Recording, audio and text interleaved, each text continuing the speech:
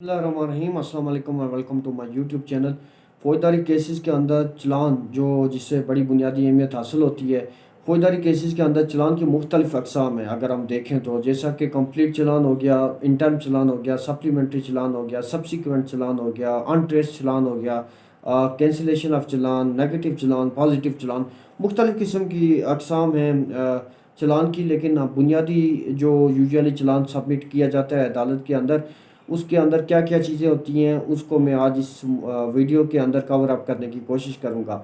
ایک تو آپ کو یہ پتہ ہونا چاہیے کہ جب بھی کوئی کاگنیزیبل آفینس کمٹ کرتا ہے کوئی بھی ایکیوز، تو اس کے خلاف 154 CRPC سیکشن کے تحت FIR لاج کی جاتی ہے۔ جب FIR لاج کی جاتی ہے تو انڈر سیکشن 156 انویسٹیگیشن کنڈکٹ کی جاتی ہے، اور انڈر سیکشن 161 CRPC اس کے جو وٹنسز جو ہوتے ہیں اس میں ان کی اسٹیٹمنٹ ریکارڈ کی جاتی ہے۔ تو جو انویسٹیگیشن آفیسر ہوتا ہے وہ is duty bound to submit challan under section 173 CRPC before competent court within time period of 14 days۔ 14 دن کے اندر اندر جو انویسٹیگیشن آفیسر جو IO ہوتا ہے اس نے کیا کرنا ہوتا ہے، چلان سبمٹ کرنا ہوتا ہے بیفور کمپیٹنٹ کورٹ، مجاز عدالت میں۔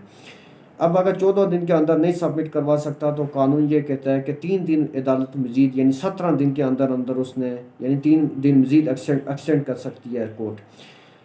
اب اگر فار ایگزامپل 17 دن کے اندر اندر وہ کمپلیٹ چلان بھی جمع کروانا پاسبل نہ ہو، تو پھر جو انویسٹیگیشن آفیسر ہے اس ڈیوٹی باؤنڈ کہ وہ کیا کرے، انکمپلیٹ چلان جو ہے وہ عدالت کے اندر جو ہے جمع کروائے۔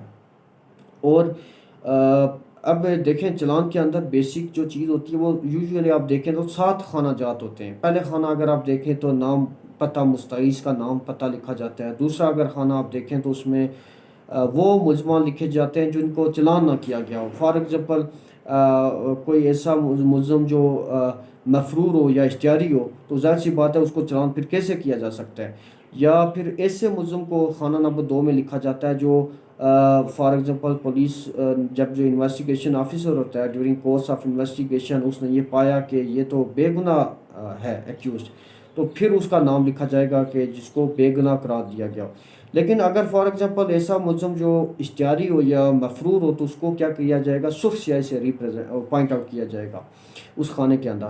خانہ نمبر 3 اور 4 جو ہوتے ہیں وہ خانہ جات ہوتے ہیں جو وہ ملزمان ہوتے ہیں ان کا نام لکھا جاتا ہے جن کو چلان کیے جاتے ہیں، جو چلان کیے جاتے ہیں۔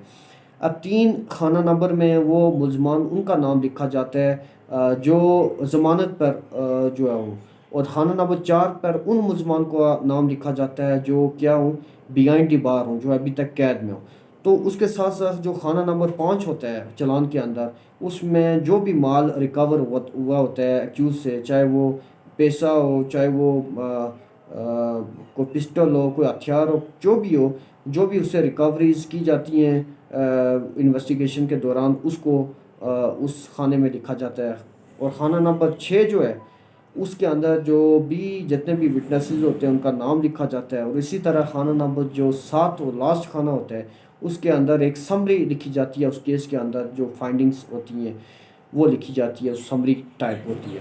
تو یہ 7 خانہ جات بیسک ہوتے ہیں اس چلان کے اندر۔ اب چلان کے ساتھ کچھ بیسک ڈاکیومنٹس اب جو کیس ٹو کیس ویری کرتے ہیں جو اٹیچ کیے جاتے ہیں، لیکن جو بنیادی چیزیں ہوتی ہیں وہ فار ایگزامپل FIR ہو گئی، اس کے ساتھ 161 کے اسٹیٹمنٹس جو ہو گئی، اس کے بعد جو نقشہ جات ہو گیا، میڈیکل ہو گیا، فت مقبوضگی ہو گیا، فارم مضروبی ہو گیا، اسی طرح کی جو فار ایگزامپل کوئی فورنسک رپورٹ ہے وہ ہو گئی، کسی ایکسپرٹ کی اوپینین ہے کسی چیز کے بارے میں وہ ہو گئی، مختلف ایکس رے ہو گئے۔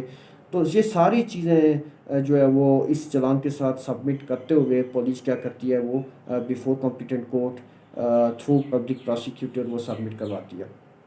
اب آپ کو یہ بھی پتہ ہونا چاہیے کہ چلان پیش کرنے سے قبل جو ہے وہ پبلک پراسیکیوٹر وہ جو وکیل ہوتا ہے سرکاری، اس کو پولیس دکھاتی ہے، اور وہ اسکروٹنی کرنے کے بعد اگر فار ایگزامپل کوئی ایشو نہیں ہوتا ہے تو وہ فارورڈ کر دیتے ہیں۔ اب اس کے ساتھ ساتھ جیسے ان ٹریسڈ چلان میں نے جیسا کہ ویڈیو کے شروع میں ذکر کیا، ان ٹریسڈ چلان بھی ہوتا ہے، اور اس کے بعد کینسلیشن آف چلان بھی ہوتا ہے۔ ان ٹریسڈ چلان اس وقت پولیس یوزلی جمع کرواتی ہے جب کیا ہوتا ہے کہ for example police during course of investigation یہ پتہ چلتا ہے کہ جو نامعلوم جو ملزمان ہیں وہ تو ٹریس ہی نہیں ہو سکے. فار ایگزامپل پولیس نے انویسٹیگیشن کی لیکن وہ انویسٹیگیشن کرنے کے باوجود وہ اگر وہ ٹریس نہیں ہو رہے تو وہ ان ٹریس چلان جو ہے وہ سبمٹ کروا دے گی. یا پھر cancellation of challan. Cancellation challan for example وہ کیس بنتا ہی نہیں. کینسلیشن آف چلان مثال کے طور پر وہ کاگنیزیبل آفینس تھا ہی نہیں جس پر ایف آئی آر لاج ہو گئی, وہ نان کاگنیزیبل آفینس ہے. یا پھر وہ سول نیچر کا کیس تھا جس میں ایف آئی آر ہو گئی, وہ تو فوجداری کیس ہی نہیں بنتا, اس میں بھی کینسلیشن آف رپورٹ عدالت میں وہ انویسٹیگیشن آفیسر سبمٹ کروائے گا کہ جناب یہ تو کیس ہی نہیں بنتا تھا. تو اب جو انویسٹیگیشن آفیسر کی جو رائے ہوگی وہ بائنڈنگ نہیں ہوتی مجسٹریٹ کے اوپر یا جو بھی کمپیٹنٹ کورٹ ہے اس کے اوپر بائنڈنگ نہیں ہوگی, چاہے وہ اس کے ساتھ اتفاق کرے یا نہ کرے. تو یہ چلان کی جو بنیادی چیزیں تھیں جو میں نے آپ کے سامنے ڈسکس کی, اور اس کے ساتھ فار ایگزامپل جو چلان کے اندر بہت ساری ایسی چیزیں بھی ہوتی ہیں جیسے کہ فار ایگزامپل تتیمہ چلان ہو گیا, جو سپلیمنٹری چلان ہو گیا.